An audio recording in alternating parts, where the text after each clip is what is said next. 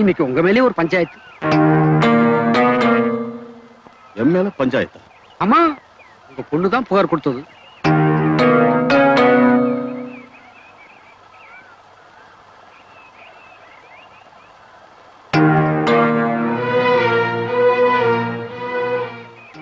நான் பஞ்சாயத்து பண்றச்ச மத்தவா எனக்கு எப்படி கட்டுப்பட்டு நடந்துகிட்டாலோ அப்படியே நானும் கட்டுப்பட்டு நடக்கிறது தான் முறை. என் பேர்ல வந்த புகார் என்னன்னு சொல்லுங்க, நான் என் சமாதானத்தை சொல்றேன். சமாதானம் சொல்ற அளவுக்கு மேட்டர் ஒண்ணு பெருசு இல்ல. வானுகையில் ஒரு பத்திரம் இருக்கே, அதுல தோப்பனாருங்கிற முறையில உங்ககிட்ட ஒரு சின்ன கையெழுத்து கேட்கிறேன். நான் இவளை 10 பண்ணினதை ஊரே பார்த்தது, அப்புறம் என்ன பத்திரம் புண்ணாக்குன்னுட்டு? இதோ பாருங்க, வானு ஒண்ணு உங்க சொத்துல பங்கு வேணும்னு கையெழுத்து கேட்டு வரல. அவ சொந்த பிரச்சனையில இனிமே நீங்க தலையிடக்கூடாது, அதுக்காகத்தான் ஒரு கையெழுத்து கேட்டு வந்திருக்கான். 10 பண்ணது நிஜம்னா பத்திரத்துல கையெழுத்து போடுறதுதான் பெரிய மனுஷத்தனம். சரி, பத்திரத்துல என்ன வாசகம் இருக்குன்னு முதல்ல அவளை படிக்க சொல்லுங்க. திரு சீனிவாச சாஸ்திரி அவர்களின் ஒரே மகளான பானுமதி என்கிற நான் எனது உடல்நிலை காரணமாக என் கணவர் கோபாலனுக்கு இன்னொரு திருமணம் செய்து வைக்க நினைக்கிறேன். குடும்ப வம்ச வழிக்காக நான் சுய நினைவுடனும் முழு மனதுடனும் தான் இந்த முடிவை எடுத்துள்ளேன். இதற்கு என் தகப்பனாரான சீனிவாச சாஸ்திரி அவர்களும் முழு சம்மதத்தை தருகிறார். இப்படிக்கு அனுமதி. மொத்தத்தில் இந்த பத்திரத்தினால உங்களுக்கு எந்த கஷ்டம் கிடையாது. கண்ணை மூடிட்டு கையெழுத்து போடலாம். போடுங்க. மாட்டேன், நான் இதுல கையெழுத்து போட மாட்டேன். ஏன் போட மாட்டேன், அவ்வளவுதான். பதட்டப்படுறதுனால பிரயோஜனம் இல்ல. என்ன காரணம் சொல்லுங்க. இதோட உங்க பொண்ணு வாழ்க்கை பாழ போறதே நினைச்சு மாட்டேங்கிறேளா? இல்ல என் புருஷனுக்கு வம்சா வழி இருக்க கூடாதுன்னு நினைச்சு மாட்டேங்கிறேளா? என்ன காரணம் சொல்லுங்கப்பா. என் தோப்பனார் தான் மௌனமா இருக்கார். பஞ்சாயத்துக்கு வந்த பெரியவா நீங்களும் மௌனமா இருந்தா எப்படி? கேளுங்க. என் மேல இருக்கிற பாசத்தினால தாய்ங்கிறாரா, இல்ல என் புருஷன் பழி வாங்கணும்னு ஒதுக்குறாரா? கேட்டு சொல்லுங்க.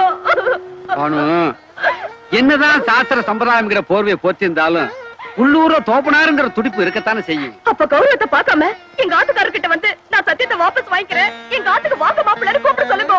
அது எப்படி? அப்படி செஞ்சா அக்ரஹாரத்துல இருக்கிறவ அத்தனை பேரும் இவரை பார்த்து கைவிட்டு சிரிச்சிட மாட்டா. அதை பார்த்தா ஒண்ணு கதி அதோ கதி ஆயிடும். ஒண்ணு மட்டும் முக்கியம் இல்ல, சாஸ்திரம் சம்பிரதாயம் அதை விட முக்கியமாச்சே. எது முக்கியம்னு அவரே முடிவு பண்ணட்டும்.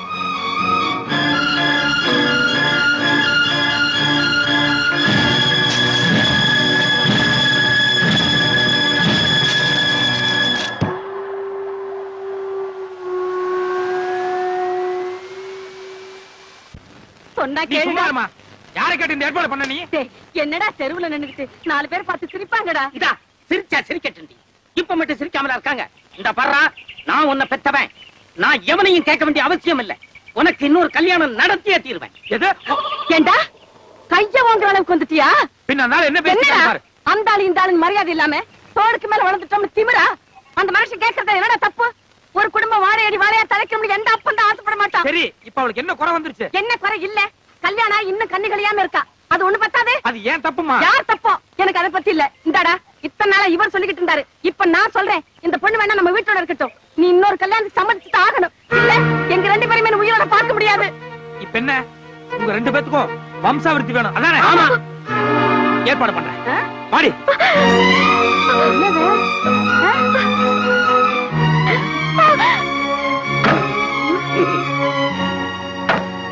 போங்க எல்லாரும். இங்க என்ன வேடிக்கை பார்த்துட்டு போங்கம்மா. போவீங்களா? அங்க எங்க போற பரத்தால? ஆத்துக்கு இந்த பக்கம் தான் போடுமா? போ அந்த பக்கம். போ. ஒண்ணு கூட இங்க யார் வரக்கூடாது. ஏய்யா, உனக்கு பஞ்சாங்கம் பார்க்க தெரியுமில்ல? பஞ்சாங்கம் எதுக்கு அடிப்பா? அட புரியாம பேசாத, போய் எடுத்து பாப்போ. இன்னைக்கு அமிர்த யோகம், எல்லா அம்சமும் இருக்கு. அற்புதம்.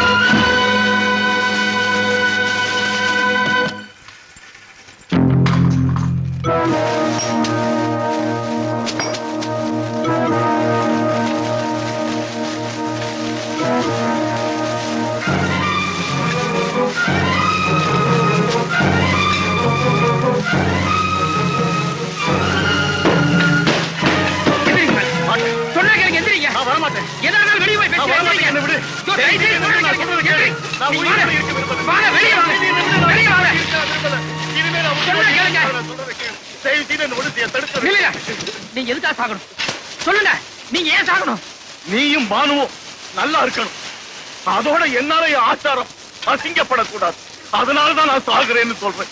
நானும் பானுவும் நல்லா இருக்கிறதுக்காக சொல்றீங்களே, அதை நான் ஒத்துக்கிறேன். ஆனா நீங்க உயிரோடு இருந்தா உங்க ஆச்சாரம் அசிங்கப்படும் சொல்றீங்களே, இதை நான் ஒத்துக்க மாட்டேன். இல்ல, ஒரு பிராமணனா பிறந்தா இப்படித்தான் வாழணும்னு சில விதிமுறை இருக்கு. அதை என்னால மீற முடியாது. நீங்க பிராமணனா? சொல்லுங்க, நீங்க பிராமணனா? பிராமணன்னா பொறுமையானவன் அர்த்தம். ஆனா இன்னைக்கு வரைக்கும் உங்ககிட்ட அந்த பொறுமை இருந்ததா? கல்யாண பந்தல்ல உங்க பொண்ணை தொடக்கூடாதுன்னு என்கிட்ட சத்தியம் வாங்குனீங்க. ஆனா அதுக்கு முன்னாலேயே நீங்க எனக்கு ஒரு சத்தியம் பண்ணி கொடுத்தீங்களே, அது உங்களுக்கு ஞாபகம் இருக்கா? கன்னிகாதானம்னா என்ன சார் அர்த்தம்?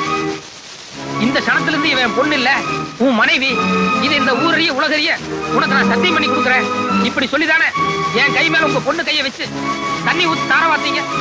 இது கூட அக்னியை சாட்சியை வச்சு தானே நடந்தது. இதுக்கப்புறமா தானே நான் தாலியை கட்டினேன்.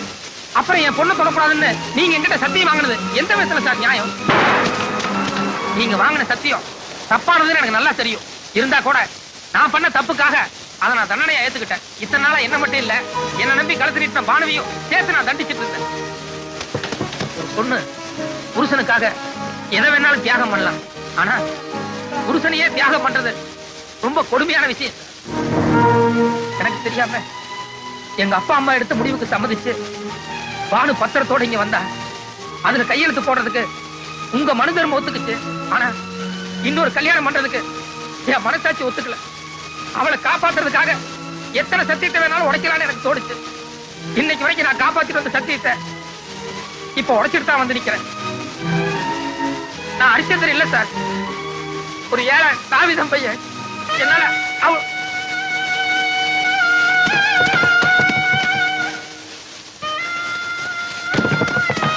எல்லாத்துலயும் தங்கமா இருக்கிற நீங்க இந்த ஒரு விஷயத்துல மட்டும் இவ்வளவு பிடிவாதமா இருந்ததுனால உண்மையிலேயே என்ன மாதிரி ஆட்கள் எல்லாம் தீண்ட தகாதவங்க தானே எனக்கே சந்தேகம் வந்தது.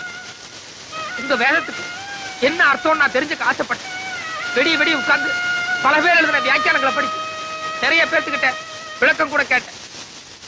வேதத்துல பிராமணன் இல்ல சார், வேதத்துல அர்ச்சனை இல்ல, நாவித்திரை இல்ல சார். அதுல மனுஷன் மட்டும்தான் இருக்கா. அவனுடைய அமைதியான வாழ்க்கைக்கு என்ன வேணுமோ அது மட்டும்தான் சார் இருக்கு. பின்னால வந்த யாரோ சில பேர் சுயநலத்துக்காக ஒரு பிரிவினை உண்டாக்கி வேதத்து மேல பழி போடுறது எந்த விதத்துல சார் நியாயம்?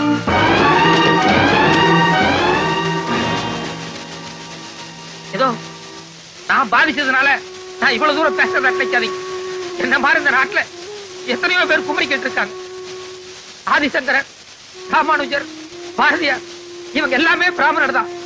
எங்களுக்காக அவங்களே போராடி பார்த்துக்க முடியல போது சாட்சால் தான் பரவாயில்ல சார், நான் தோத்துட்டேன் சார், நான் தோத்துட்டேன். ஆனா ஒண்ணு மட்டும் உண்மை, நீங்க என்ன எப்படி வேணாலும் பார்த்திருக்கலாம். ஆனா நான் உங்களை பிராமணரை பார்க்கல, பெத்த அப்பா அம்மாரை பார்த்தேன் சார். நீங்க உயிரோடு இருந்து என்ன எப்படி வேணாலும் தண்டிங்க சார், தாய்க்க. ஆனா நீங்க செத்து என்ன வாழ வைக்காதீங்க சார். அந்த சித்திரவதை என்னால தாய்க்க முடியாது. நான் போய் நீ ஜெயிச்சுட்ட, நீ ஜெயிச்சுட்ட.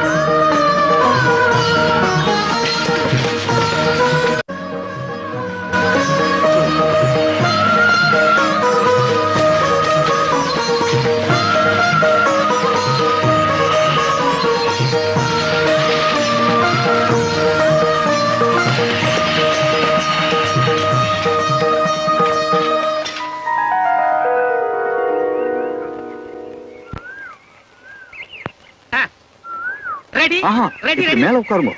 நானா? ஆமா. உங்க பக்கத்துலீங்களா? ஆமா. சம்பந்தி நெசமா தான் சொல்றீங்களா? ஆமா, உட்காருங்க. Ready ready.